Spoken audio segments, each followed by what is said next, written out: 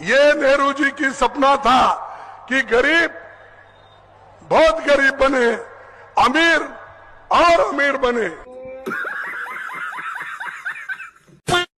जय श्री राम, जय श्री राम। आपका स्वागत है द गीगल बाबा यूट्यूब चैनल में। चलिए चलचित्र आरंभ करते हैं। जय श्री राम। काम अच्छा हो या गंदा हो, पर वही करो जिसमें पैसा अंधा हो। सीधा सीधा बोलना, धंधे वाली है।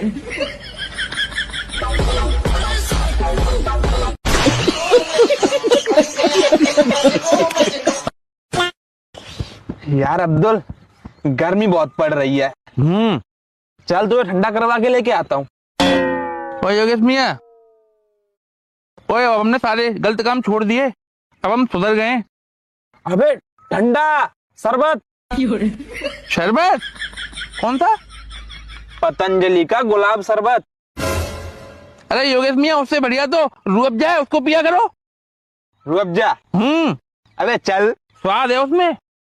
एक तो दुगना महंगा आता है, ऊपर से टुल्लो का है, और मेन बात तो ये, क्या पता थूक के बेच रहे हो। ओए योगेश मियां, हम नहीं पीते शरबत, तुम अकेले पियाओ। फिर क्या पीता है? रसना पिएगा? नहीं, हम रसना भी नहीं पीते। हम जो पीते हैं वो यहाँ नहीं मिलेगा, राजस्थान में मिलेगा। ऐसा क्या पीता है? किसी को बताना मत। ऊंट का मूत। मेरी मम्मी मुझसे बोलती है मैं भी ऊंट जैसा हो रहा हूँ, तो मेरा मिल जाएगा। आजा। गाय हमारी माता है, हमको कुछ नहीं आता है, खुलेआम घूमता है, कचरा खाता है, लात मार के हम वृद्धाश्रम छोड़ के आता है। अब्बू तुम्हारी शान है और भाई तुम्हारी जान है। अब्बू पीछे से लेता है और मामू आगे से पेलता है, और मौलवी हलाला करता है, और फूफा जान मुंह में देता है। सलमा फिर अम्मी से कहती है अम्मी मोटा है, अम्मी कहती है बेटी यही तो हमारे यहाँ घोटा है। अम्मी कहती है बेटी झेल जा, हमारे यहाँ धंधे का तोता है।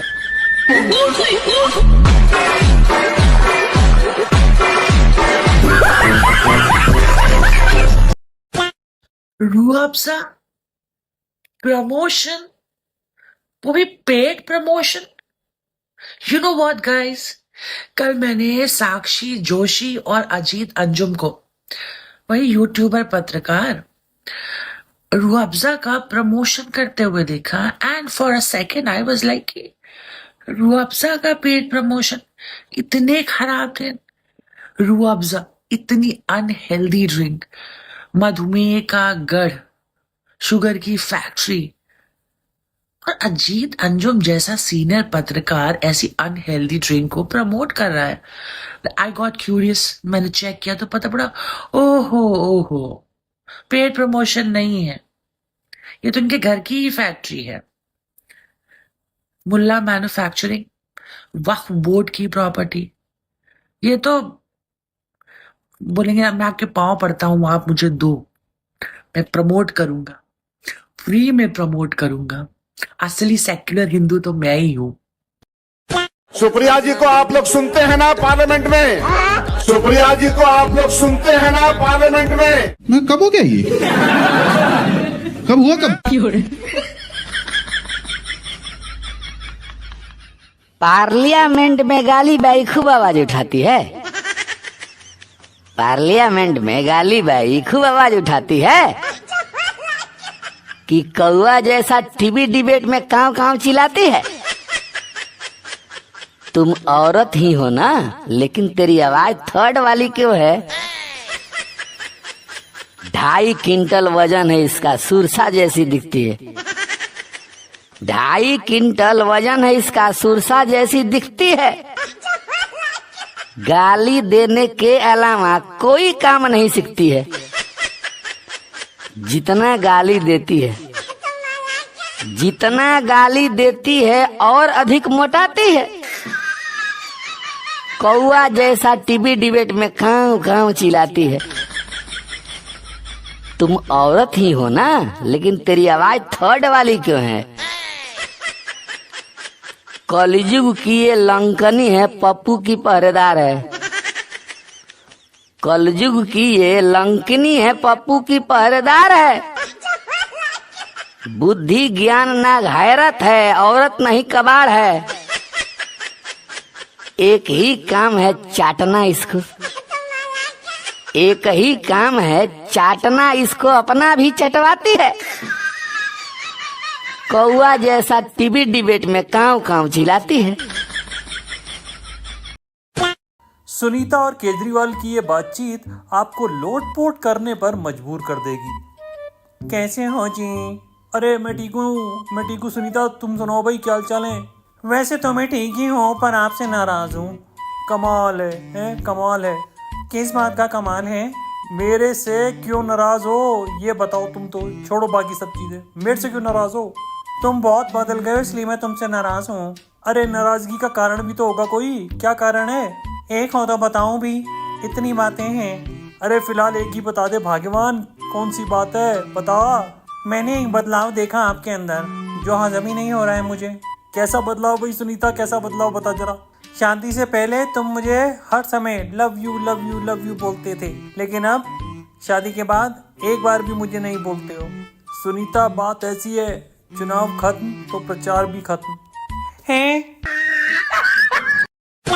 वो कह रहे कब्रिस्तान का कॉन्सेप्ट नहीं इस्लाम में, ये कहां से लेकर के आ गए?